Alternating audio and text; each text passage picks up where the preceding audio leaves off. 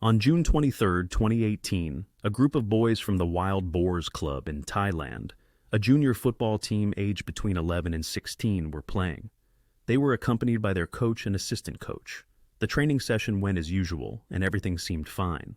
After practice, the coach said goodbye to the players and prepared to start training the older team, setting his phone aside. Hours later, after finishing the older team's practice, the coach picked up his phone and found numerous missed calls from the parents of the boys from the earlier session. As the boys had not returned home, despite the passing of considerable time, the coach began calling the players one by one, but none of them answered, not even the assistant coach, as they were all out of coverage. Finally, one player, Sang Pol, who was 13 years old, answered from his home, where his mother had picked him up after training. He informed the coach that the rest of the boys had ridden their bikes and gone to explore the Tham Luang caves with the assistant coach, as they had planned this trip together. The coach rushed to the caves, and upon arrival, he witnessed a terrifying sight at the cave entrance. The boys' bikes were still there, indicating that the team was still inside. But the bigger problem was that large amounts of water were rapidly flooding into the cave due to heavy rains that began shortly after the boys entered. This meant that if they were still alive, they were trapped inside and unable to get out. The police arrived at the scene and saw the boys' bags and other belongings left behind, but due to the quickly rising and dangerous water levels, it was impossible to enter the cave to search for them. Hello everyone. For those of you watching me for the first time, here you will find everything mysterious and strange. Today I will tell you the story of the most dangerous rescue operation in the world. A crisis management team was formed to undertake the rescue of the children, and although the police and security forces filled the area, they also needed divers from the Thai Navy because cave diving is not like regular diving. There was a British man living in Thailand who went to the disaster site and offered his services saying, "I want to help you." This man had experience in caves and lived in the area, understanding the Tham Luang cave system perfectly because he had discovered and mapped it years ago. He stated that this cave is the fourth longest in Thailand, and 1 kilometer from the entrance is a junction that extends for 10 kilometers. If the boys were alive, we could find them in this direction, in a somewhat distant area. Of course, his presence there was crucial, because he reached out to the British Cave Rescue Council and spoke with 2 divers he knew well, named John and Rick. He told them, "It's essential for you to travel to Thailand, because the situation we are facing is very difficult." John and Rick had been friends and diving colleagues for a long time, sharing a high level of trust and understanding underwater. They had dived together many times and had numerous experiences in rescuing people and recovering bodies from underwater. A large number of experts in this field arrived at the site, but everyone was afraid it might be too late to save them, and that there was no need for anyone to dive. Throughout all this time, the rains continued to pour heavily, and the Navy divers could not dive deeper to reach the cave's further areas. When the British divers arrived, everyone had lost hope, looking to them for answers. What would these men do if the young divers from the Navy could not do anything? When they asked one of them about it, he replied, "I have great respect for the Navy and the divers within it, and I do not doubt their capabilities. But believe me, diving anywhere in the world is one thing, and diving in a cave is another. We have the experience in this matter because we have done it many times before." John works as a consultant for an IT company, but for him, diving is a passion and a hobby he loves very much. As for Rick, he is originally a firefighter. To tell you the truth, these 2 men did not possess military or athletic skills, but they had valuable experience in such situations. They were the ones with the necessary skills and expertise required in a situation that called for people who know how to dive in caves and navigate their passages. Anyway, Rick and John descended into the cave and began walking slowly, marking every spot they passed. Swimming at the entrance required special skills because they were swimming against the current. After descending, Rick and John placed markers in the areas they traversed to make it easier for the other divers to follow their path. Their goal was to reach a place inside the cave called Pattaya Beach, which is a chamber that is elevated and protected from flooding, making it possible that this was where the boys had escaped. However, before they reached there, John and Rick stopped at a certain point and could not proceed further. The rain was relentless, and the water currents were very strong. They arrived at a place that filled them with fear, as they began to expect that it was impossible for the boys to still be alive. The volunteers outside, working alongside the Navy divers, were tirelessly trying to do anything to lower the water levels inside the cave. They were joined by several people, one of whom was Samar Kunan, a former Navy soldier and skilled diver who came to offer assistance. When Samar arrived, he helped the Navy divers with a crucial task. The cave was divided internally into several sections, and they were working in the third section, where they set up a camp. This area was large, with a significant portion not submerged in water, and they made it a station close to where they wanted to reach, where they placed equipment, air tanks, and everything the divers needed. Meanwhile, everyone outside was working to redirect the water flowing into the cave and searching for new locations to set up pumps to remove the water. With all this enthusiasm and everyone's efforts to reduce the water levels inside the cave, the weather began to improve slightly. The British divers returned to try again, and this time they made the longest dive into the cave, aiming for Pattaya Beach, which they finally reached after a long and exhausting distance. However, there was no sign that the boys were there. After this point, they could not continue diving in a proper and calculated manner, as the rule they followed was to use 1/3 of their air to reach the site, keeping another third for the return, while the last third should remain for emergencies. Since the area they were diving in was a dark cave, they were at risk of emergencies at any moment, so it was crucial to always have reserve air. But they had exceeded this rule, risking their lives a little.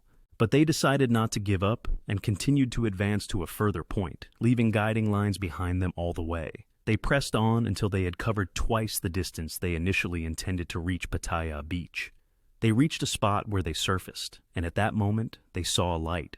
John swam toward the light and began to hear sounds, so he immediately turned on the camera, although the whole world was happy and excited that they had found the boys. The participants in the rescue operation knew that saving the boys was the easy part, as none of them knew how to get them out of the cave. They had one solution: to teach the boys how to dive. They could train them for a short period on diving with instructors inside the cave until they were ready to dive long distances. The second solution was to drill a vertical hole through the rock from above the cave, as had been done in the rescue of the miners in Chile in 2010. The final solution was simply to wait until the rainy season was over and the water levels dropped, allowing them to exit as they had entered. During the time they were trapped, food and water would be provided for them. As you can see, everyone outside the cave saw that there were options to choose from for how to get the boys out. However, the British divers were aware that none of these solutions were realistically feasible for teaching the boys to dive under such circumstances. Several of the boys did not know how to swim and were exhausted, having spent a long time inside the cave without proper sleep. Diving through the cave passages was nothing like regular diving.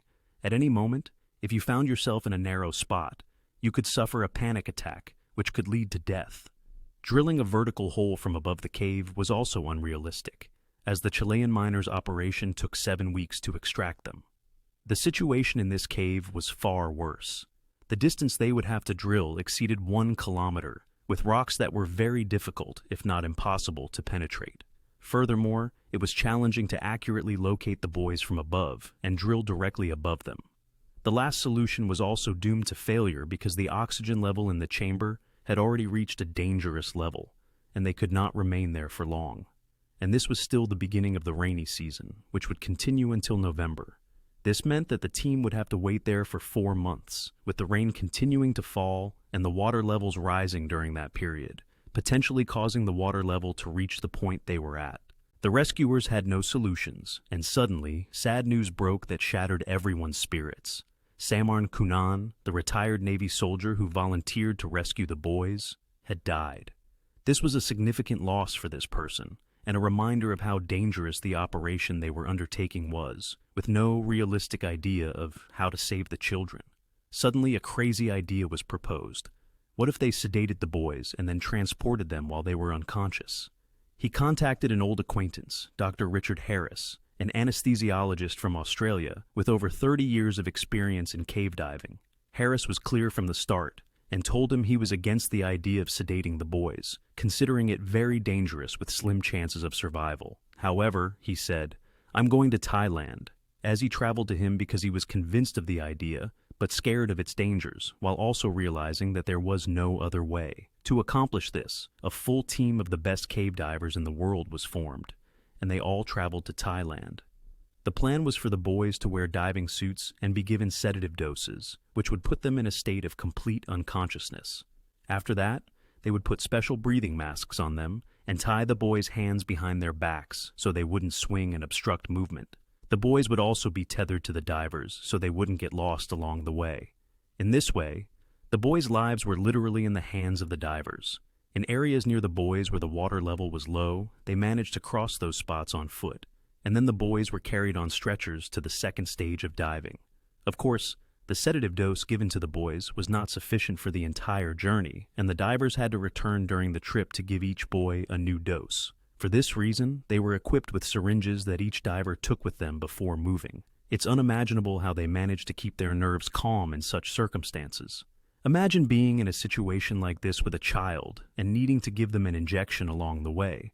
It certainly wasn't easy for the divers, and they were very afraid for the boys' lives. But when the first two boys emerged and reached the area they had prepared as a storage point in the middle of the route, their confidence increased. At that moment, they were sure that this truly crazy plan had worked. After this midpoint, there were troops of soldiers and a huge number of volunteers who made massive efforts to clear the area of water, transporting the boys on stretchers through the rocky terrain of the cave.